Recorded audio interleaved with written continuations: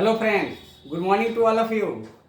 आप सभी को दीपावली एवं छठ महापर्व की ढेर सारी शुभकामनाएं एवं बधाई।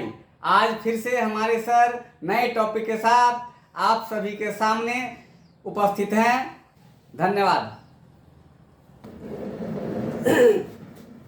प्रायः जब प्रश्न पूछा जाता है कि व्हाट इज ट्रूथ, तो इन जनरल लोग कह के निकल जाते हैं कि death is the ultimate truth, death is the only truth.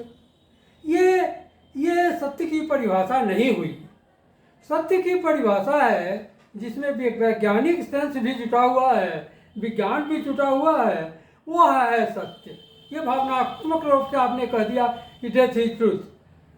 तो अब आप ये कि correspondence of human mind with reality is truth और correspondence of my mind with the reality is truth. हमारे दिमाग का, मानव मस्तिष्क का सच्चाई, वास्तविकता के साथ मेल खाना सत्य है, ट्रुथ है। वास्तविकता के साथ मेल खाना सत्य है। लेकिन कभी कभी मेल खाए बिना भी सत्य स्थापित हो जाता है। उसकी एक घटना सुनाते हैं। एक किसान का सड़क के एक किनारे घर था, मकान था, परिवार रहता था, और दूसरी ओर थोड़ी दूरी पर दलान था। तो दलान पर बूढ़ा आदमी 10 वर्ष के पोता और 7 वर्ष की पोती को प्रतिदिन लालटेन के प्रकाश में पढ़ाता था, और पढ़ाई खत्म होने के बाद दोनों बच्चे घर चले आते थे खाने पीने सोने। एक दिन जब बच्चे सड़क किनारे पहुंचे तो चिल्लाने लगे, नर्वस हो गए, गिरते पड़ते दादा के पास पहुंचे। दादा, बाबा, बाप रे, रोड पर बहुत बड़ा सांप है, रोड पर बहुत बड़ा सांप है। अब बूढ़ा पहले जांच किए कि इसको सांप ने काटा तो नहीं। उसके बाद लाठी खोजने लगे लालटेन के प्रकाश में। लाठी खोजने में थोड़ी देर हो गई।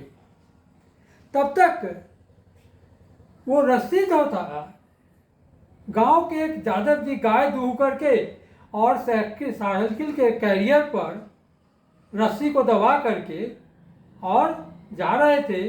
रस्सी ससड़ कर गिर गई और रोड पर लंबे पड़ी हुई थी। जादव जी के पछौट, गाय का पछौट। जब ये बच्चे लोग आए तो उलटते पुलटते गए कि बाप रे, बहुत बड़ा सांप।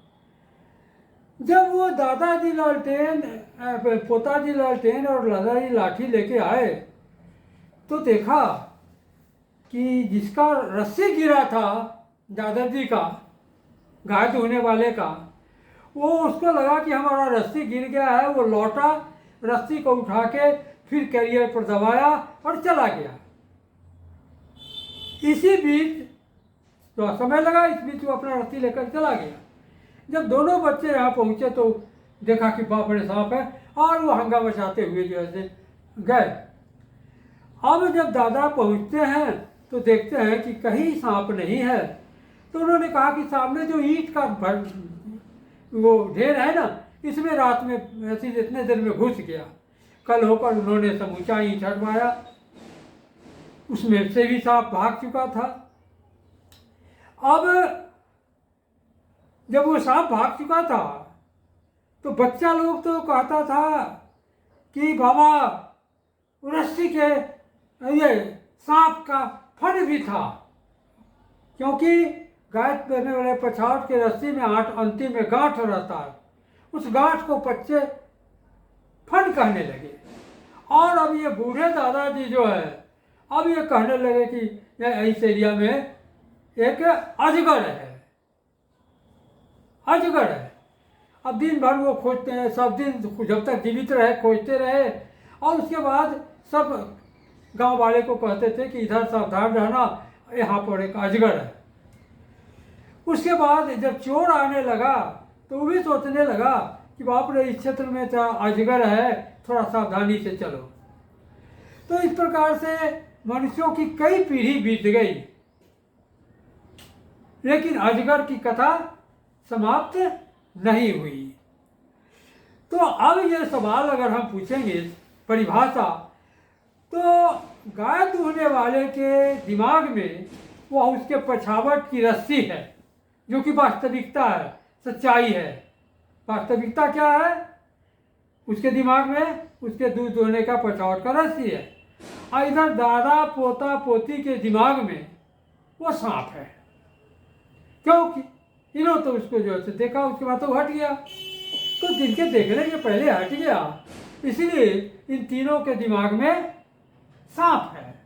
अगर कहा जाए उस बच्चे दोनों को कि तुम लोग सांप नहीं देखा है, झूठे बोल रहा है, सांप नहीं देखा है, झूठे बोल रहा है, तो वो कतई विश्वास नहीं करेगा। उसका दिमाग कह रहा है कि सांप था। क्यों? उसका देह में आंख कॉरेस्पॉन्ड कर गया। किससे? सांप से। तो इस प्रकार से ये जो परिभाषा हुई, परिभाषा जो correspondence of my mind with reality is truth, मानव मस्तिष्क का सच्चाई के साथ मेल खाना ही सत्य है, यही सत्य का परिभाषा है। लेकिन वो दादा पोता पोती के लिए यह सत्य नहीं है, उसके लिए वो सत्य सांप है।